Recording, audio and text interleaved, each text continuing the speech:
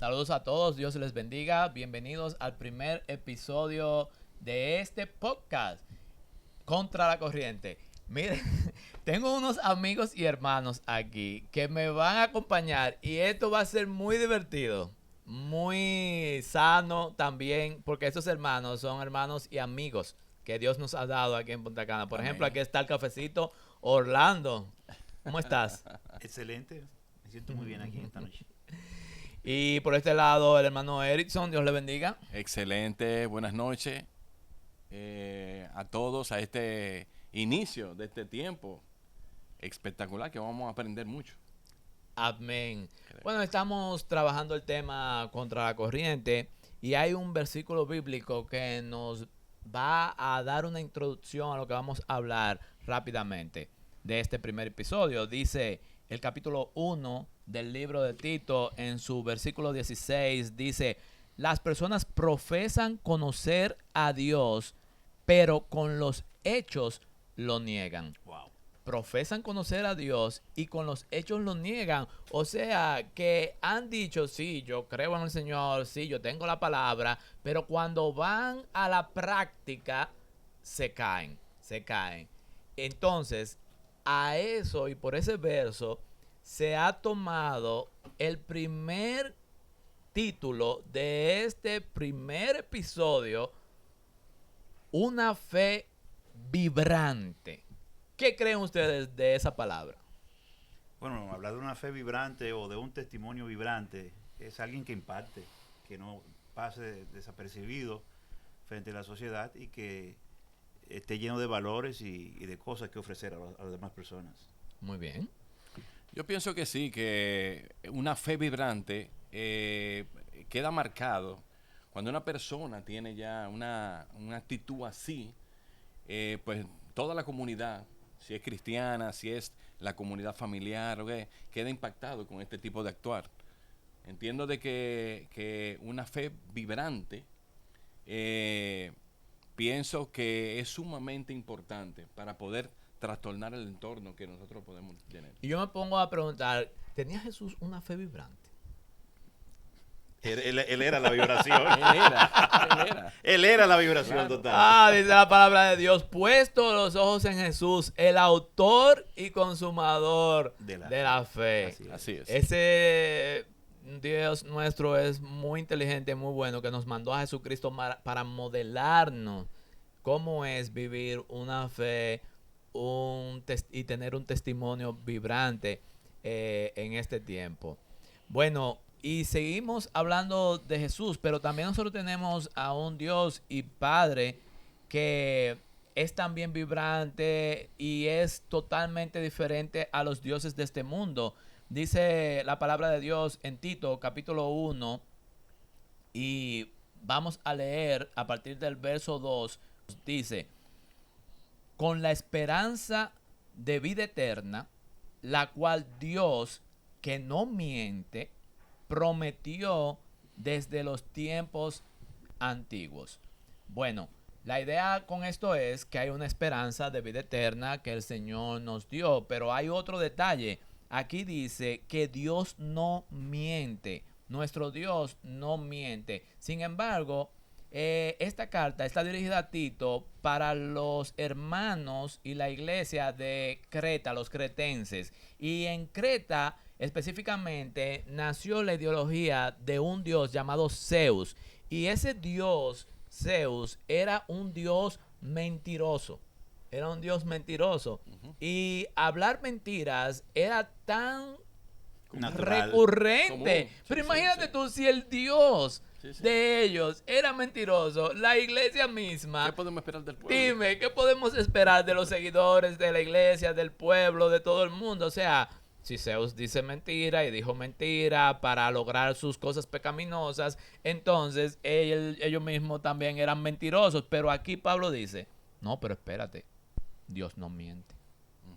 Dios es un Dios de verdad, que habita en la verdad, habita en la santidad, y una de sus características es que no miente. Y su palabra, que hoy la tenemos aquí, la palabra de Dios, es toda verdad. Amén. Así es que ¿Cómo nosotros pudiéramos responder a un mundo y a un grupo de personas en las iglesias que tienen una fe pobre, chiquita, ñicalita? ¿Qué pudiéramos nosotros pensar o responder a este tipo de personas? Bueno, yo creo que la manera correcta es llevándolo a la verdad, de una forma u otra, en esos momentos de debilidad, porque son momentos de debilidad, son momentos que necesitan el apoyo y la luz. Yo creo que esas personas, como usted la describió, es momento de que nosotros podamos apoyarlos y hablarles la palabra de Dios. Y en cualquier momento que estén falta de conocimiento, llevarlo a la palabra de Dios a través de la misma palabra del Señor. Perfecto. Entiendo de que lo primero que tenemos que hacer en un mundo como el que estamos describiendo es ponernos los lentes del Evangelio. Los lentes del Evangelio, sentir dolor por el mundo que nosotros tenemos, es la actitud de un genuino cristiano. Que las almas nos duelan a nosotros. Tenemos que sentir lástima por lo que está sucediendo. Yo quiero leerle un poco más de cómo eran los cretenses. Aquí en el capítulo 1, versículo 12, dice, uno de ellos, su propio profeta, no Pablo, dice él, dijo lo siguiente: los cretenses son siempre mentirosos, malas bestias, glotones ociosos. Wow. Y el versículo 13 sigue diciendo, este testimonio es verdadero. O sea, sí, en verdad, ellos son así. Así es que andan las personas de este tiempo. Así es que anda la corriente de ese mundo, de ese tiempo donde vivía Tito. Oye lo que Pablo le dice a ellos. Principalmente a Tito y a los líderes que se levanten para ese tiempo. Dice Pablo, por eso repréndanlo severamente para que sean sanos en la fe. Para que sean sanos en la fe. ¿Cómo nosotros debemos de pensar en este tiempo para vivir en contra de la corriente de este mundo? Vamos a ver.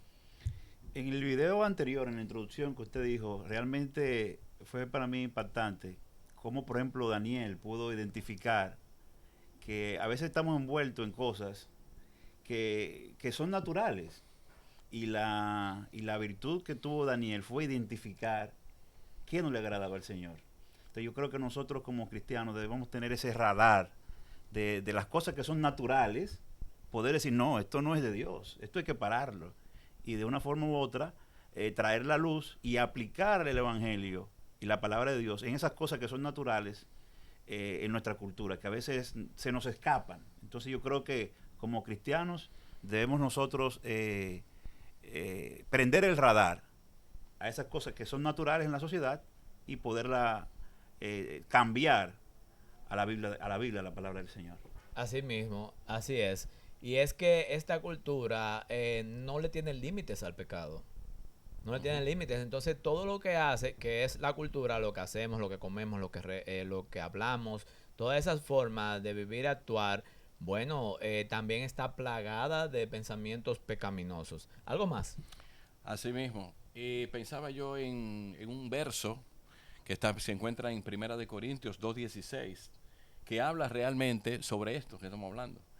Que habla realmente sobre tenemos que tener la mente de Cristo. En cualquiera de los escenarios de nuestras vidas, tenemos que pensar qué va a pensar Cristo en esta situación. Tenemos una situación, lo único que tenemos que decir, ¿qué va a pensar Cristo en esta situación, en este cuadro que estamos viviendo? Nosotros tenemos que tener la mente de Cristo. Así mismo. Asimismo, la palabra del Señor nos dice que debemos de tener la misma mente de Cristo. Y, por ejemplo, cuando lo decía en Filipenses, había un problema de orgullo entre las personas y de egoísmo. Y entonces el Pablo le decía, pero ven acá, pero Cristo no piensa así. Cristo incluso se humilló y le mostró el Evangelio para corregir su orgullo para corregir esa altanería que ellos tenían y esas divisiones y esos problemas. Así es, nosotros podemos utilizar la palabra de Dios para corregir lo que está torcido de esta cultura. Así es que, ¿cómo nosotros entonces vamos a enderezar nuestro vivir? Vamos a ver, esta es mi segunda pregunta. Bueno, yo creo que nuestro vivir debe enderezarse siempre con el estándar de Cristo. Amén. Eso es la forma que nosotros debemos vivir y enderezar nuestros caminos. Vivir centrado en Cristo y no centrado en nosotros mismos, en nuestros deseos, sino que podamos no ser el sol nosotros, sino que nosotros podamos estar alrededor de Cristo. Y algo también, pastor, que en el video anterior me llamó mucho la atención, que eso fue como un sacudión, que usted dijo que el 80% de las personas que vamos a la iglesia estamos más inclinados al sistema de este mundo que al mismo Cristo. Y eso para mí fue algo que me hizo pensar mucho. Y cómo podemos nosotros ese 80% reducirlo por lo menos a un 50, a un 40, o a un 30, y que ese 70% sea a buscar a Cristo. Así es. Tenemos que usar la palabra de Dios. Porque para nosotros poder tener una práctica correcta de la palabra de Dios o una práctica correcta en nuestras vidas, nosotros también tenemos que tener una información correcta, una sana doctrina en nuestras mentes que gobiernen también nuestros deseos y nos haga caminar correctamente en la verdad. ¿Algo más que añadir a esto? Bueno, yo le podría añadir de que tenemos que, para vivir en este sistema que tenemos ahora mismo como cristianos, tenemos que fortalecer siempre la fe. Sí. Tenemos que vivir en comunidad constantemente, en una comunidad cristiana, confiar plenamente en la soberanía de Dios en nuestras vidas. Yo entiendo de que esos son recursos que Dios nos ha dado a nosotros para nosotros poder vivir en el mundo que nos ha tocado. Eso me acuerda cuando hablábamos en Efesios capítulo 5, siempre eso se utiliza para hablar de los esposos y las esposas, Así es. pero hay un texto un poquito antes que dice someteos los unos a los otros. Y una persona que anda en un mal camino, si se somete al que está en un buen camino, cuando éste lo exhorta, cuando éste le muestra el camino, le da testimonio, le da ejemplo, entonces esa persona se va a ir enderezando.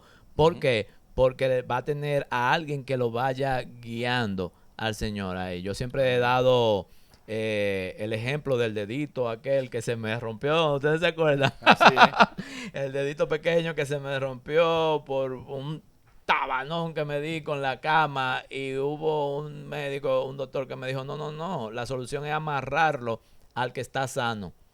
Si tú lo amarras al que está sano, a los 21 días ya va a estar sano también. Y eso es así. Nosotros tenemos que buscar comunión entre los cristianos. No podemos andar solos porque la presa que anda solo fácilmente, el lobo se la come. Sin embargo, nosotros estamos llamados a andar como las ovejas en manada y siguiendo atrás de Cristo Jesús.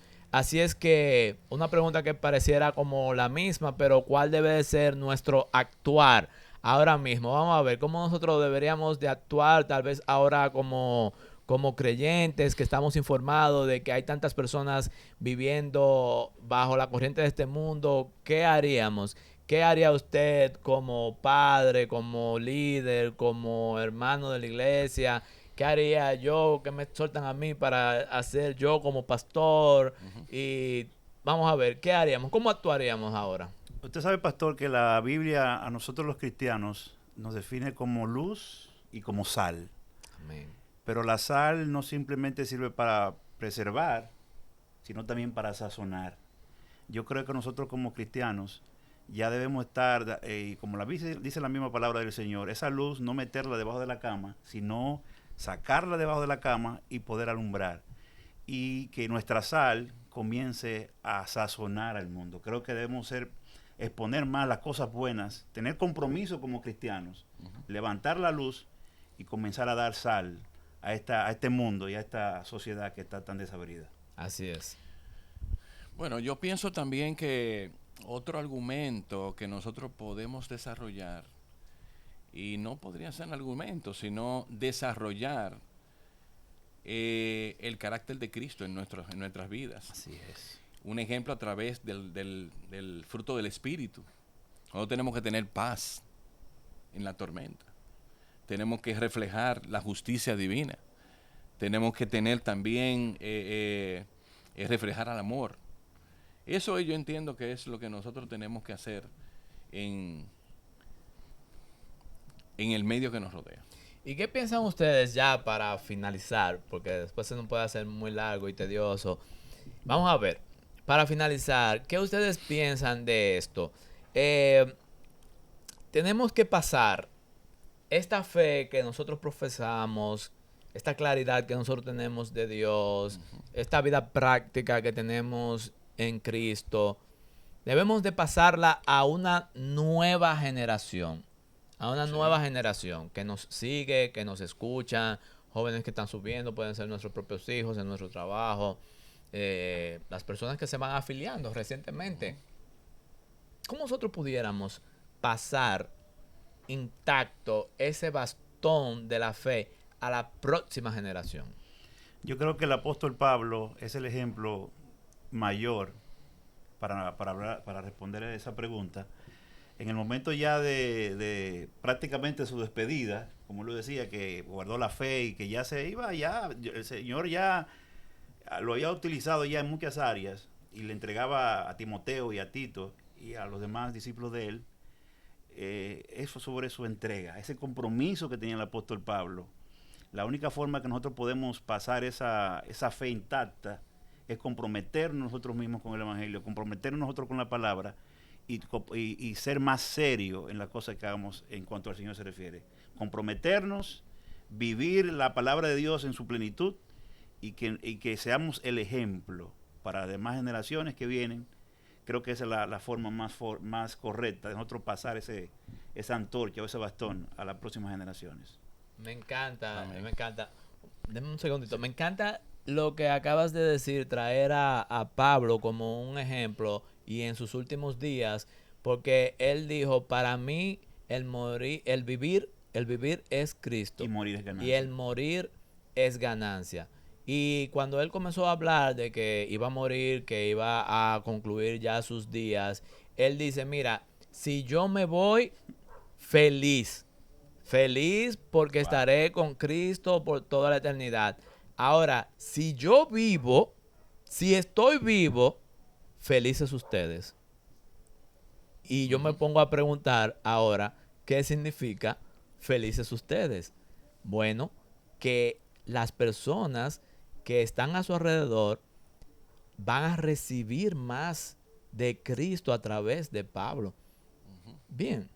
Así Entonces me gustó mucho porque me recordó estas enseñanzas de Pablo en sus últimos tiempos. Muy bien, ¿qué más?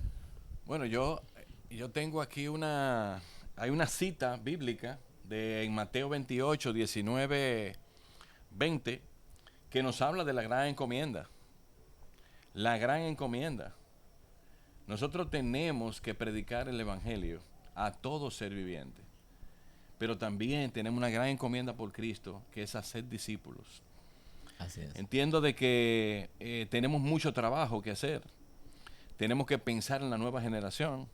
Tenemos que predicar la palabra sana, la sana doctrina. Y tenemos que hacer discípulos, darle seguimiento como verdaderos cristianos a esas personas que nosotros le estamos predicando. Excelente. Ahora la pregunta viene para ustedes. ¿Qué ustedes harían para ayudar a enderezar a esta generación torcida?